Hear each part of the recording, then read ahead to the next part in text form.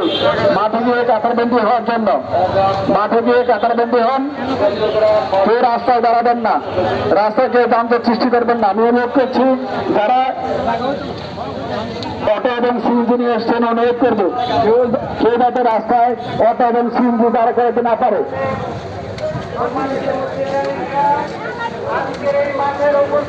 আমি অনুরোধ করবো রাস্তায় কোনো গাড়ি রাখবেন না, কিন্তু মাঠে মাঠে মাঝে রাখবেন। আমি অনুরোধ করবো রাস্তায় কোনো গাড়ি রাখবেন না,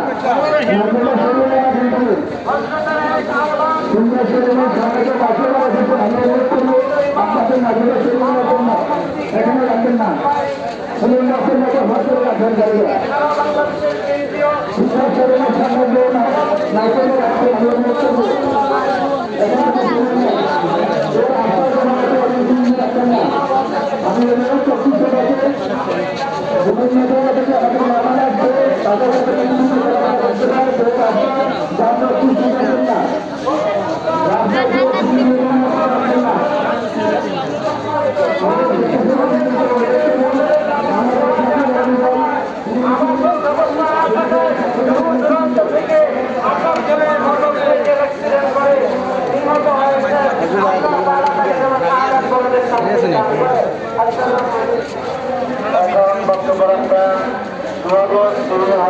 কলেজের অধ্যক্ষ যিনি জানাজার কারণে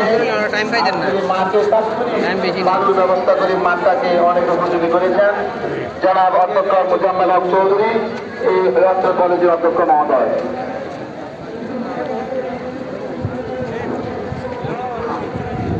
আসসালামু আলাইকুম। আরেক ফুলের শিরোমণি ভারত বাংলাদেশের বহু মসজিদ মাদ্রাসা প্রতিষ্ঠাতা এই এলাকার রহমত বর্ষণের জন্য যাকে আল্লাহ এখানে প্রেরণ করেছেন, জনাব মাওলানা আব্দুর রহমান দরবেশ সাহেবের মৃত্যুতে উপস্থিত এই অঞ্চলের ধর্মপ্রাণ মুসল্লিগণ, আমরা কি বলবো, আপনারা যারা এখানে যত ওলিয়া আলেম আছেন, আমার জীবদ্দশায় আমি দেখি নাই এত আলেম ওলামা একজন জানাজায় উপস্থিত হওয়ার জন্য। আমরা ওনার কাছে আল্লাহর কাছে, ওনার জন্য আল্লাহর কাছে দোয়া করি। আমরা কি দোয়া করব? উনি ওনার পরপরে বসে আমাদের জন্য দোয়া করবেন, কারণ আল্লাহ ওনাকে রহমতের জন্য পাঠিয়েছেন। আমাদের এই এলাকা যেমন শান্তি শৃঙ্খলা বজায় ছিল, এই জন্য উনি আমাদের এই এলাকায় এসেছেন। আমরা আল্লাহর কাছে প্রার্থনা করি এইভাবে যাতে আমরা আমাদের কিয়ামত পর্যন্ত আমরা আমাদের এই এলাকা অবস্থান করতে পারি। এই বলে আমি আমার বক্তব্য শেষ করছি। ধন্যবাদ সবাইকে। এখন হুজুরের খাগড়াছড়ি মাদ্রাসার পক্ষ থেকে কথা বলবেন জনাব ডাক্তার জামাল হোসেন। খাগড়াছড়ি মাদ্রাসার পক্ষ থেকে জনাব ডাক্তার জামাল হোসেন। বিসমিল্লাহির রহমানির রহিম। প্রিয় মুসলিম তৌহিদি জনতা, সুদূর খাগড়াছড়ির মাডেঙ্গার উত্তরাঞ্চলের ইসলামী শিক্ষা বিভাগের অন্যতম আদত তরুণছড়ি মহিলা মাদ্রাসার আদতেন তাই আজকে উনি তরুণছড়ি মাডেঙ্গা তথা খাগড়াছড়িবাসীর পক্ষ থেকে ওনার আব্দুল আদত ভূঁইয়ার পক্ষ থেকে ওনার পরিবারের মতো আমার বক্তব্য শেষ করছি। সবাইকে ধন্যবাদ। আসসালামু আলাইকুম ওয়া রাহমাতুল্লাহ। এখন বক্তব্য রাখবেন হুজুরের সাহেবজাদা নোয়াখালী দন্ডপুর মাদ্রাসার মুহাদ্দিস।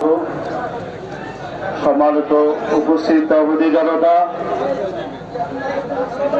আমার আব্বাজান মরহুম মাওলানা আব্দুর রহমান দরবেশ সাহেব, আমার দাদা জান ছিলেন মরহুম জৈনপুর পেশা হুজুরের খলিফা পীরে কামেল মাওলানা ইদ্রিস চৌধুরী রহমতুল্লাহ আলাইহি। আমার রানা জান ছিলেন গাছতলা দরবার শরীফের পীর সাহেবের খলিফা মরহুম মাওলানা হাজী আসাদুল্লাহ রাহিমাহুল্লাহ।